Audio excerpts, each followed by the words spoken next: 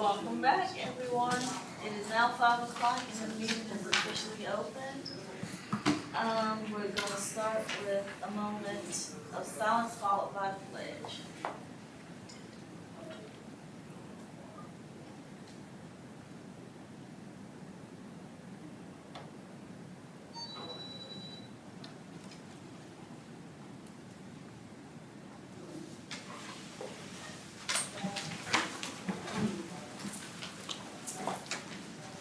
I pledge allegiance to the flag of the United States of America and to the republic for which it stands, one nation, under God, indivisible, with liberty and justice for all.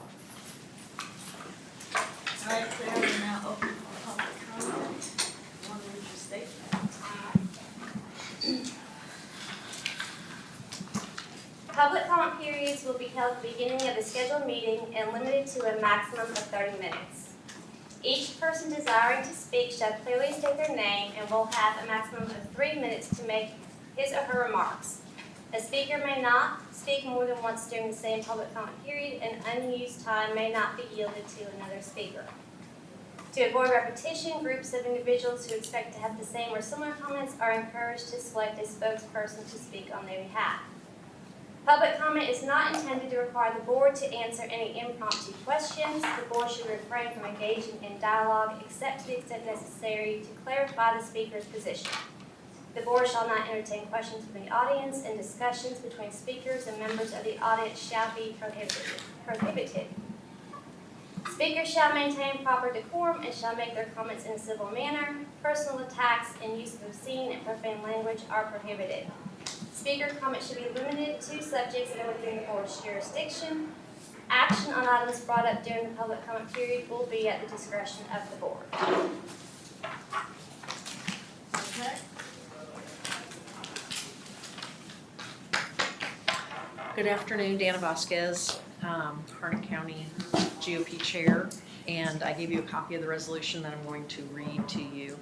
This is from our county convention that we had back in March, and I've brought this topic up a number of times in our meetings, and although I was listening and heard that you're not supposed to comment back to me, it seems that I've given adequate notice that this is something that's important and I would like addressed.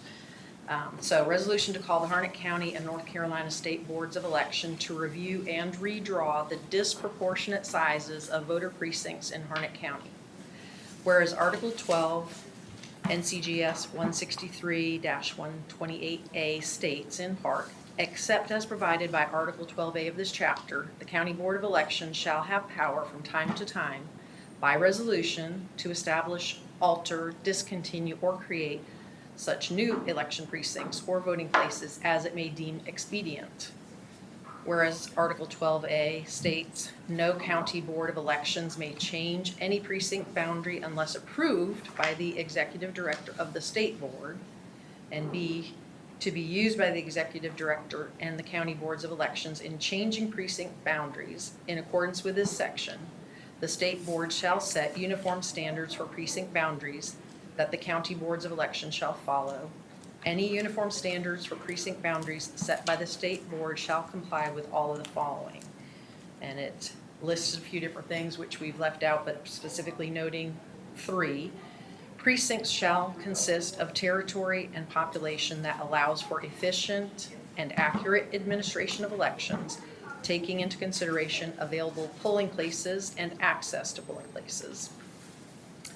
C, the County Board of Elections shall report every change in precinct boundary to the Executive Director in a format required by the Executive Director. No newly created or altered precinct boundary is effective until approved by the Executive Director as being in compliance with this section. D, the Executive Director shall examine the maps of the proposed new or altered precincts and any required written descriptions. If the Executive Director determines that all precinct boundaries are in compliance with this section, the Executive Director shall approve the maps and written descriptions as filed, and these precincts shall be the official precincts for voting. I'm going to skip just because time may not allow me to get to some of the essential, and you do have the rest of that information. So whereas Periodic reviews of the Harnett County voting precincts, if any, have not kept pace with the population growth and population changes throughout the county.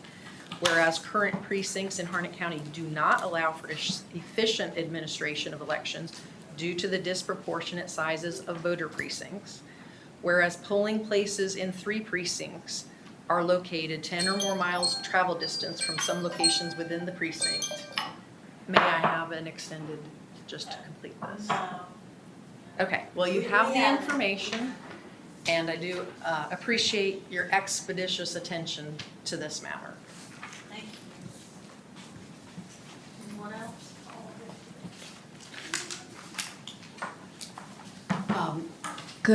Good afternoon, Board. In relationship to what Dana just presented to you, it may be a well thing to think about, but to do so by November 5th is not in, I don't think, any voter's best interest.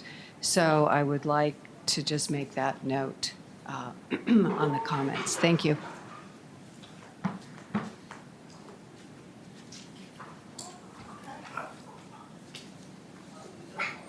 Ms. Brock, I didn't catch that last sentence. You said you were a little further away from the mic. Could you repeat that again, please? It would not be in the best interest of the voters to have this done by November 5th, as it states right here on number 4. Okay. All right, thank you. All right, Claire, we're now, I'm assuming there's no. So we're moving on to the minutes, July 2nd. Yep, so everybody has a copy of the minutes before them. They are the same as was emailed to you. If you need it to review, then you may, but when you are satisfied, a motion to approve will be in order. Yes, so moved. Second. Any discussion? All those in favor? Aye. Any opposed? So this is the set to be signed. Quite a way through.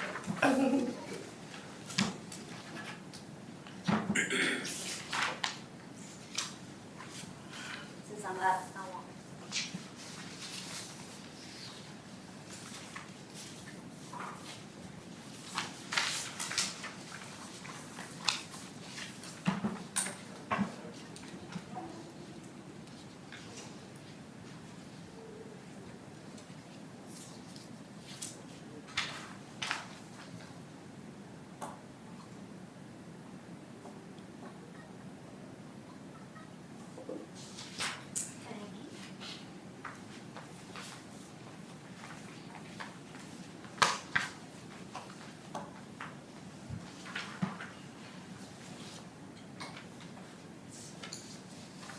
All right, Claire, we're opening business, and I see you have some new septic.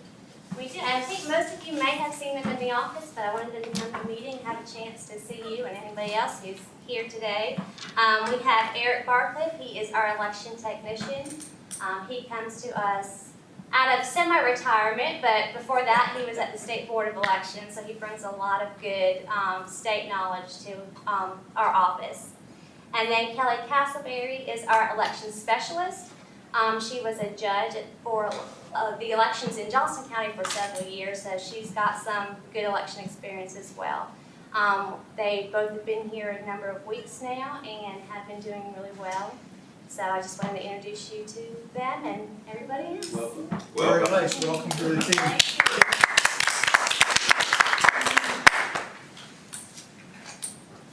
Okay, Claire. Alright, so, the next item are the MAT appointments, our multi-partisan assistant team. So, we did appoint them during the primary election, but since we know we're gonna have a lot more business going on with the general and more people participating in, absentees with the nursing homes especially, we needed to add a few more people to our MAT teams. So, the list before you has everyone that has a very open schedule, who's available during the days, during the weeks, so on, to help with the nursing homes. There's also a column to let you know which ones are new or not new, so that if it says no, they did help out during the primary. If it does say that they are new, this is their first time helping out for this election. But that doesn't mean they've not helped in other elections, just in this election cycle of 2024. So the only thing I need from you guys is just a motion to approve this list, and that way we can get started visiting the nursing homes. I have a question. Yes, Can you tell me the relative experience of each of these people? they're all election workers, so they've all worked numerous elections in Harnett County. So it's years of experience? Yes. I would say at least 2 or more years for a majority of these people.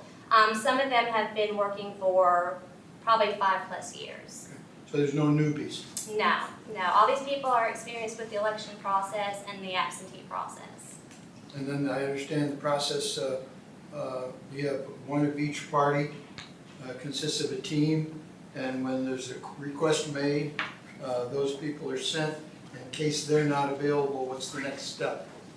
So, yes. So the MAT team is, there's one Democrat, one Republican that stay together the whole time, and they visit nursing homes to assist them in registering to vote and also in requesting absentee by mail. So typically what we do is we see who's available. We'll kind of start with the top of the list and work our way down. If, say, Kathy's not available, then we'll go to the next Democrat and see if they're available. That way we can get these nursing homes addressed as much as possible. Especially if we do multiple nursing homes in a day, then we can do multiple teams. So we may have 2 or 3 teams go out in a single day to go to different nursing homes. But yes, it's a bipartisan team, they stay together the whole time, and they assist with that process. And as a matter of course, do we respond to requests from the nursing homes, or do we contact them and say it's available? So technically the process is they're supposed to reach out to us, but we try to be proactive and we reach out to them. In fact, Shannon and Kelly both have visited all the nursing homes already to let them know of the process and to get as much information to them. So they all are aware that we're here for the service, but we try to be proactive so that they're not reaching out to us a week before the election when it's too late to get too much done. So we are trying to get as much done as possible prior to early voting beginning. As you're all aware, the September is when we start mailing out absentee ballots, so we want to get this done by the end of August if possible, but we'll still take requests and still visit nursing homes all the way up through until the deadline. And is it a separate process for the ballots and the registration? So they can do both the request and the registrations up until the registration deadline. Once the registration deadline is passed, then they'll just do the request. But the absentee process is the same as with everybody else. So once we get their request, we process it and it has to go out to them through the mail. And so once the nursing home residents receive their mail, then the MAT team will go back out again if they so need for them to assist them with marking and submitting the ballots as well. I Thank have you. a quick question. Yes. Photo ID, you'll take what you need if you need to take it. Yeah, so for most of the nursing homes, if they don't already have ID, we've already reached out with them to give them the information about how to get an ID. But if at the time they still don't have one, they can still use that ID exception form because there's several exceptions that they would qualify for, such as illness, unable, lack of transportation. So there's other ID exceptions that they have that will work for them. Madam Director, we have here in Lillington, I think it's the only one, the inpatient hospice and rehab. Would that be included with this? The other thing, I was thinking about, there's a lot of our seniors who shut in and have care. What are we doing? How do we reach out to those folks to let them know that you can mail in a request? Or how are we reaching them? So we don't have like a list of shut-ins. The MAT teams are not. I'm sorry. Yeah. Yeah. So we don't really know who to like contact directly. Right. So the MAT teams cannot just go to an individual's house. Okay. But if they reach out to us, or if there's somebody who knows that a person needs assistance, they can reach out to us because there are several ways that they can still also get an absentee request form because we can still mail it to them. They or a caretaker has access to the internet, they can utilize the portal. So those, we would need to reach out to them or have somebody who knows about their situation reach out to us, and we can work through that with them as well. I'm sorry, I probably didn't phrase that right, the last question. I didn't mean for, to go to each house and find they were shut in person. What I'm really trying to say is what advertising or what information that we are, how we disseminate that to, so that everybody, Yeah, so we have the absentee process on our website, we have it on our Facebook page, we also have it on our flyers. The flyers that go out in the utility bills, they have a little section on there about absentee by mail. So all of our outreach has the absentee options on there, as well as advertising early voting, election day, curbside voting, things of that nature. So we try to cover it all every time we have any kind of outreach thing. thank you. The MAT team takes care of a lot of problems we used to have with nursing homes. Yes. I mean, it was ripe for problems, and it happened, so this should really help. Yes. And I move to approve the list as presented. I'll second that. Any other discussion? All those in favor? Aye. Aye. Any opposed? Thank you.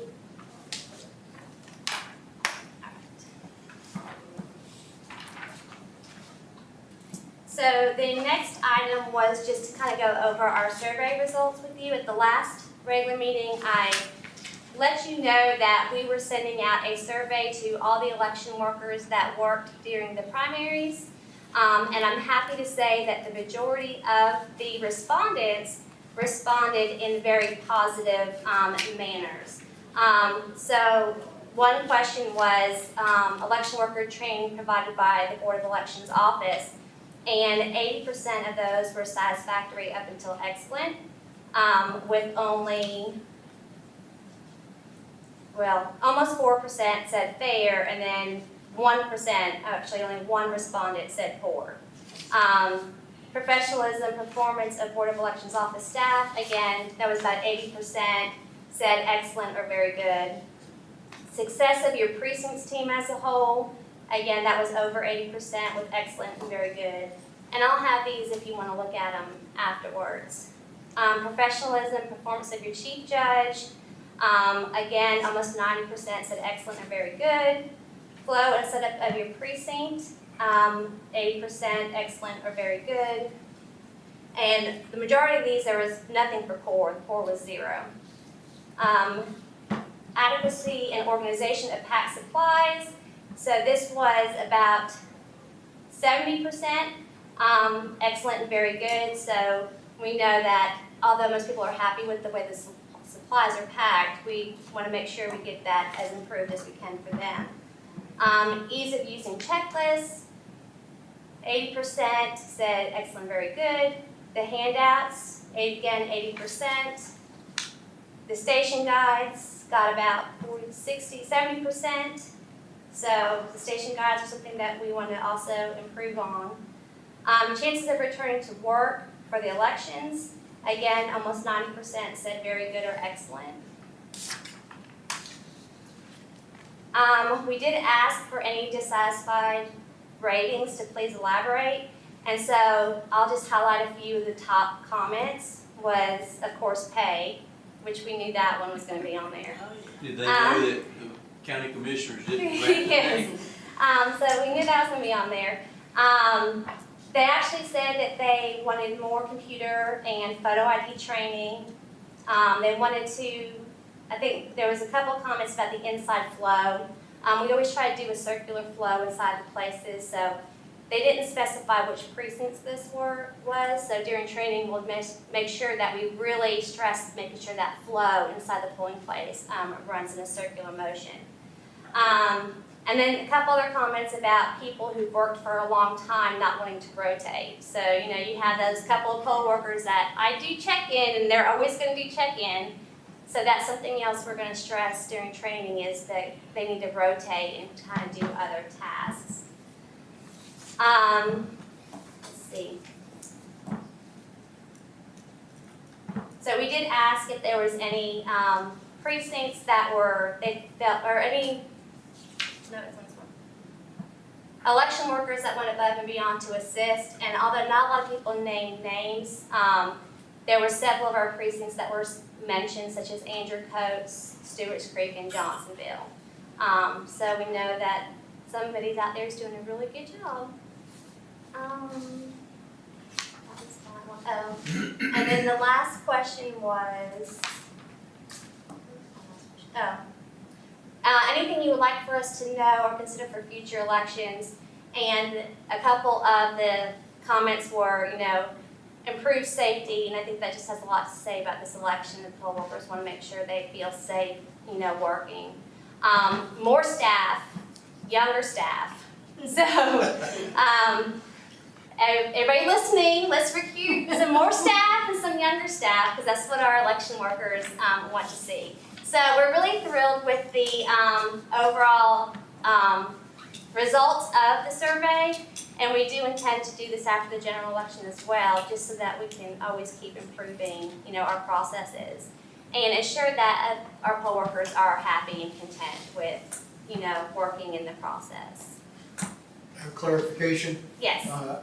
we had all the percentages, which is very good, but can you give us an idea of the actual physical number of returns to the survey? Yes, it's on here. Oh, it's on there, okay. Yeah, so after, if you want to see this, you guys can see it after. Can you email I cannot, because the way it works as SurveyMonkey, I could not get it to print in a nice way or email it out.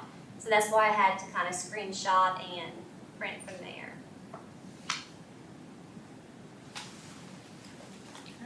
Yeah, but it's here, so you guys can look at it. Can you make a copy of it and I'll just pick it up? Yeah. Ditto. Yeah, I could do that. You have I'll access clean to it up for scan, you. Not here. but I mean, at the office too, scan it and, Yeah. you send an email. Your negatives are probably gonna pop up the same person every time. Yeah, because like I said, there was a couple of them that said 4, and it was 1, and then 1, and 1, and then after that, everything else was not in the 4. So I'm sure there was at least one person that. Well, That's maybe that not happens when you're dealing with 250 people. But yes, I wasn't even thinking I can scan that and send that to everybody. So that's not a problem. Any other questions? Very good, thank you. All right, so the next item is just more for information. I've given you guys another calendar with board meeting dates. So the one that's on the landscape are, again, board meeting dates that you're required to attend. As you can see, once we hit October, we'll be seeing each other every single week, because we'll start our, not just our regular meetings, but our absentee meetings. Also on here is the election worker training dates, and then to the right are the times that they'll be that day. So the election worker training letters will go out this week, and that way they can start signing up for training. But I want you guys to go ahead and have this on your calendar, so if you want to come to those trainings to say hi and meet the poll workers, that's perfectly fine. Just one note, you can see that Canvas is November 15th. I know we've mentioned this before, that is a mandatory meeting for all board members. So make sure that that is on your calendar and you don't schedule any conflicts that day. And then also at the conference, we also heard from Paul, who informed us not to make any vacations scheduled the week after Canvas either, just in case there's any recounts or things that may come up. So make sure that your schedule is open, after Election Day, but especially after Canvas, should any other tasks come up that require board action. Are there any questions about this calendar? Okay. And then the second sheet is just a list of upcoming events. So, we got our 5th position so that we could start doing more outreach. And as you can see, we've got a lot going on coming up. As things get added, I will update this list for you. And as you can see that we do have an event tonight at it's is done, the veterans thing, right? Yeah. I just realized the address wasn't on here. Again, the board is not required to come to any of these events, but you're more than welcome to be there, and that way you can also, see what goes on as well as, be present and to talk to the public as well. Are there any questions about the events? Nope. Great job. And then the last business item I had for you guys is just more of an is information just to make you be aware that our September meeting is when we're planning on doing the appointments for the early voting workers. I've already emailed the party chairs with the information with the poll workers that we currently have set up, and letting them know that they can certainly send us more poll workers before the appointment process. But at this day is the September 3rd is when you guys will review the election worker list for the Democrat, Republican, and unaffiliated of everybody that will be working during the general election early voting. Just also for information, typically what we do is the judges that are already appointed are the judges during early voting, so that should still be the same, but we'll have those lists and all that information for you at the September meeting. But I want to let you be aware that we did go ahead and send a notice to the party chairs and so that they're aware, and we've done well in the past working together, so I feel like it should be the same now to get those lists to you. Is there any effort going to be made to recruit students because they're out of school on Yes. election day? Yes, and I think one of our events is actually at the school, and we are trying to get some more school dates scheduled to get out there and recruit some election assistants. I'm not looking at a job, but I can help you with that. If you need to. Well, I'll let you, if the board's okay with that, Andrea's kind of trying to reach out to the high school, so I'll have her reach out to you too. I have a clarification. So on the 3rd, we'll be presented with a list of people that have already been selected. So what we do is, what we have done is the party chairs and me with the unaffiliated would give you the list of everybody who's set up to be an election worker. And that way you can appoint all of them at one time, which makes scheduling for early voting a lot easier. Especially if this person doesn't show up, we already have a replacement for that person. As opposed to just saying, these are the people that's going to be at Western, these are the people that are going to be at Anger. So we just appoint everybody who's on the list. Currently, we have about 430 people in the program set up as election workers. Does that mean that all of them are going to work? No. But at least they'll all be appointed and can be available to be selected if needed. I know that this was, I recall, an issue with me the last time, and that was with the judges. Now it's covered because you say they're already all appointed, but is there some type of attempt at parity for Republican and Democrat judges?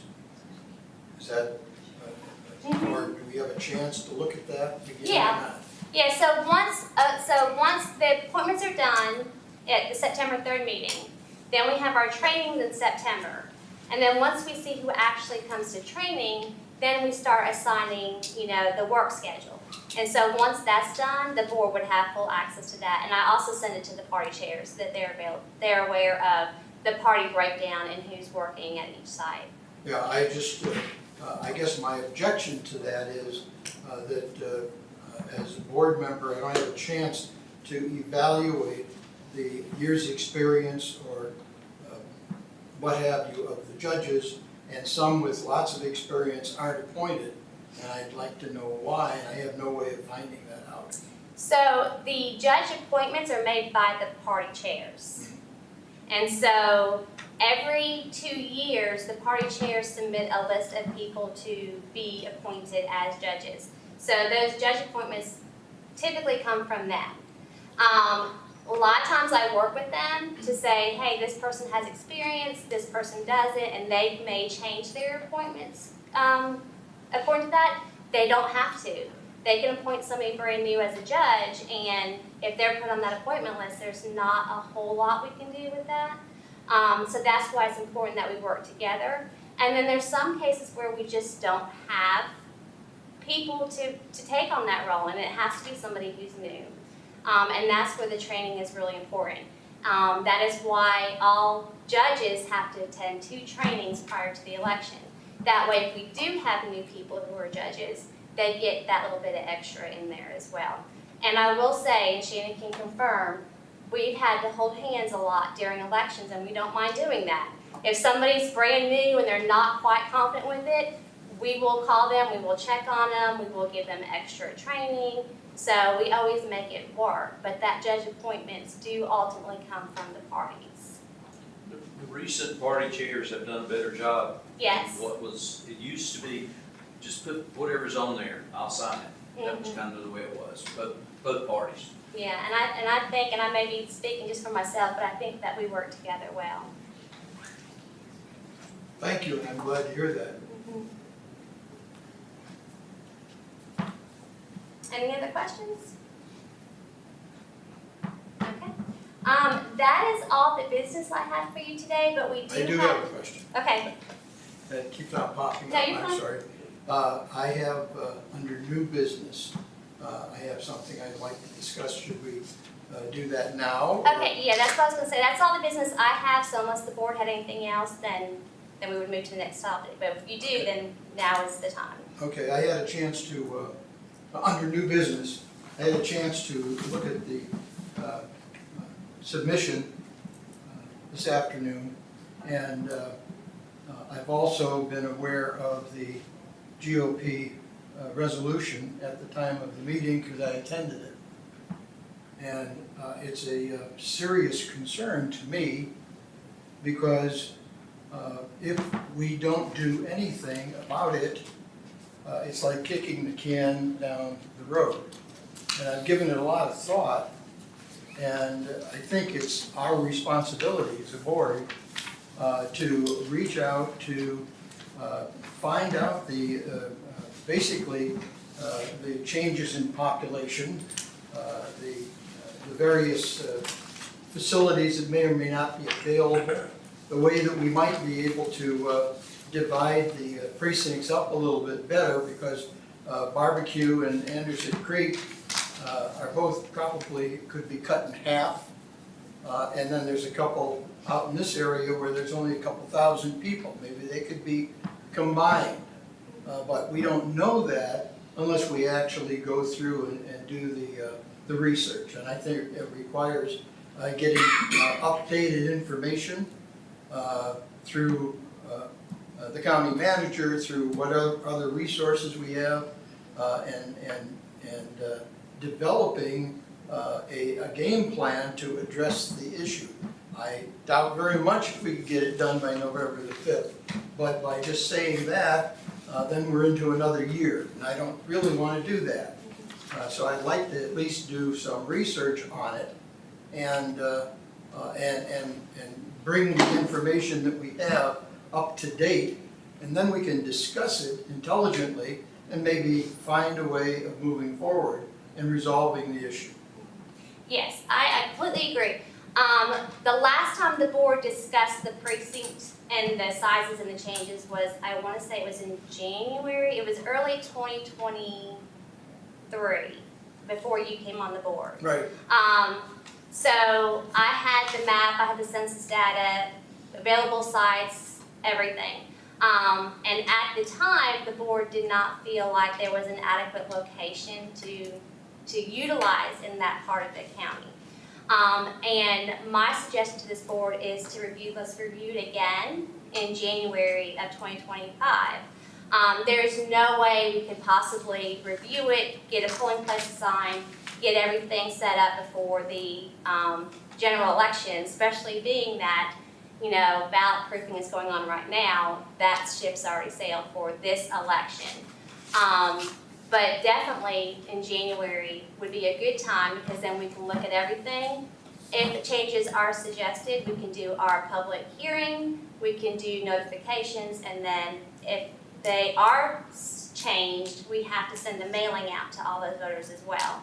So there's a lot involved in that process, and I think that January would be a really good time to sit down and look through it. I still have all my data from the last time, so I would just be simply going to GIS to get some of those things updated. I know we've had some more schools built, there's been some things done, like with the old Ben Haven school has been, updated. So there may be more options than there were, in the last time the board discussed it. But between now and the general election, it's just not possible to happen. Yeah, I understand that, But it's time, January is definitely a it's good a time time. constraint, but I'd like to see something established going forward, doing it in the interim. And then in January, we can assess everything. I don't wanna wait till January to start looking for stuff again, and looking at it. So how can we do that? Can we do that by maybe having a subcommittee of our board, assemble all of this stuff, update things that have to be done? Like I said, Or is that all in your lap? I already have all the data and the maps and the contact with GIS. It's just simply a matter of updating it and bringing it to the board. And that way the board can look at everything, at one time. So if you start in January and you go through everything, can we have it done by July 1? Yeah, I can have all the data for you probably at the January But I mean, meeting. we're gonna have to have some work sessions. Yeah, You but I can have all the data it's- in January, it's- so January can be the It's a start. lot of politics, and I don't think it's Democrat and Republican. Yeah, but yes, that's definitely, because then our elections next year aren't until October and November. So we have time to do that, but also to get the proper notifications out to the public. And then we can get more money in the budget. Yeah, there's just a lot to do with merging and splitting precincts. It's not an overnight thing, but I definitely think way before July would be, Well, I would say maybe 2 or 3 months to get all of But it. then you also have Finalized. issues with findings and appropriate site that meet all the requirements. and- Yes, so, and I think that was where the last board, and Allison, you guys can fill in where the blanks that I have for it, but that was a lot of the issues was the facilities. Because when we were discussing it, there were a few schools, there's several fire departments, there's other places out there. But I think at the time, we had some board members that didn't want to use fireplaces. We know the schools are giving us kickback and using their facilities. So there's a lot of other issues in there that I think doing it in the middle of this election, when you have this election that we need to focus on, may be too much and too busy for our meetings. So starting in January, I think would be a good time where we don't have a lot going on and we can really focus on those issues. But I have a lot of that data and I can have it at the January meeting. Well, Excuse me. go ahead. But in July, we're subject to be a new board, so we need this in place before the new board comes on. Yes, well, yeah, that's what the board wants to do. the precinct stuff, if we move the boundaries, the lines, will that impact our county commissioner, board of election, board of education? Not officially. No. Well, that's what I wondered, because No. yeah, one district we have in the county is, we have to get approval for that. And so everyone. in the Not county- for voting precincts, that's entirely up to the That's board. it, okay. Yeah, and the state has to review it, but the state doesn't really do input on them unless they see something that's really crazy. Well, we have to meet their criteria. Mm, yeah. But I just, I'm concerned about the start date and actually doing the work and putting the time in and identifying the issues so we can evaluate it properly. Yeah, I still would strongly suggest starting in January. Even if you want to have extra meetings, you can certainly call a meeting outside of a regular meeting if you guys feel like we need to meet more, but I would really suggest focusing on that when you have time to really focus on that and not absentees and provisionals and things at the same time. Well, I understand that. Claire, were you on staff when we went from 22 precincts to 13? Yes, yes, I was. Okay, can you give me a little, what was the reasoning behind that? So the main reasoning, and I wasn't the director at the time, we had 22 precincts and they went down to 13. The main factors were we could not staff 22 sites we didn't have enough election workers. And then to get new voting equipment, it was way more expensive to have to supply 22 locations as opposed to 13. And at that point in time, the director and the board was just, I think they felt 13 was more manageable than 22. On election day, when you have 13 sites that you're reaching out to and contacting and assisting and helping, was more manageable for them than 22. So they did merge that down. A few years ago, we did attempt to merge Lillington and Neals Creek because those are two of our smaller precincts. But once they were merged together, the way we had to report to the state was confusing because even though at that time we were allowed to merge, we still had to report them separately. So that voting site had 2 voting machines, and so we had to explain to voters why they were putting their ballot in this machine and others were doing this one, because they still had to be reported separate. So that caused a lot of confusion, and those precincts were split back into separate precincts just because of the confusion that caused. And that's why I say it's really good to focus on this and all the pros and cons when you're not in the middle of an election cycle. Historically, when was there a drop from 22 to 13? What year? 2003, 4. Yeah, I was gonna say. It was a long time. It was, because I started in 2002, so I think it was a few years after that, so I think Mr. Kern's probably right with 3 or 4. And the last attempt at The last time the board addressed it was, I think, January 23. And I even had the census block, and that, again, I don't want to go too deep in the woods, but I even had the census blocks that showed, like Barbecue, all their population is in one corner. So Barbecue is this big, but all their population is right here. So then it was kind of like, so where do you draw that line? Where do you split this neighborhood to pull all those numbers? But those are things I want you guys to see and look at, and so that's what I mean, the board can do what they want, but I would suggest January. Put up back there where you can see. Yeah, I did. I had the map and everything posted in here. But I do feel like it is something that needs to be addressed, but right now it's just not the time to do it. One, we can't enact it before the general, but like I said, you guys have a lot going on. I think January would be a good time for you guys to really focus You're gonna on have to buy that some new topic. voting machines too. I mean. Depending on how bad you split it. That's right. We do have a few extra machines, so if it was a split here, like 2 or 3 splits, we would be okay. But if the board did say, hey, we want to go back to 22, then yes, we would I need don't to think we go to purchase. 22, but We would need to purchase we do equipment. at least 5, Mm-hmm, so. Well, yeah. Let me propose this.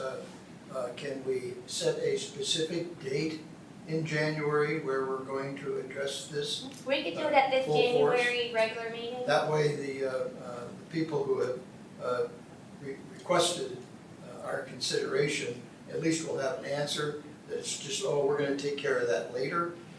They can be told that, we have a specific date set where we're going to take this matter up to do whatever modifications we can. So January 7th is our regular meeting for January 2025. So we can certainly go ahead and say that we'll have the data and things there that day, and you can just start discussing it personally. I think that's a good way to bring in the new year. Mm-hmm. And did you get any input from the public on it? when you were- Yeah, so I remember Mr. Curran, I think, came to some of those with me when we did merge them down. We had public hearings, so we had the public come out. And I know we did have a lot of people who didn't want the Lillington Neals Creek to merge, but a lot of them did come out. I know, don't you remember what it was we had? I What don't was remember Boone that. Trail? We had, like, I remember Boone Trail when they were one. calling me and saying, how did I get out of this damn line? Up Little River I One, said, Up "No, Little hurry." River Two.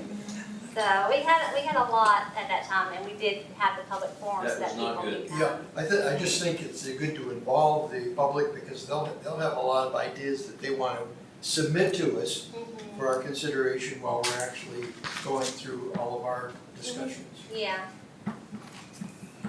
Okay, I'll shut up. Thank Anything else? Alright, so, we do have a need to go into closed session per GS 143-318.11 subsection 6 to discuss personnel.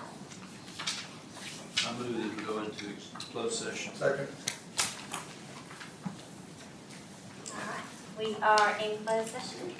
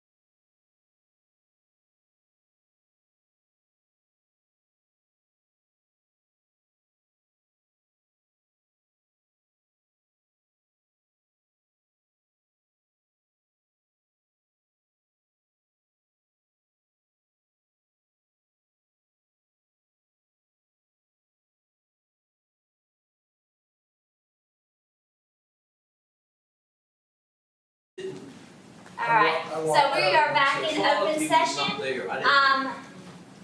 We're back in open session. I have no other business for you unless there's anything else that you guys have. A motion to adjourn. I so move. Oh, yes, absolutely. A second. All right, motion and second. All those in favor? Aye. We are adjourned at 5:53.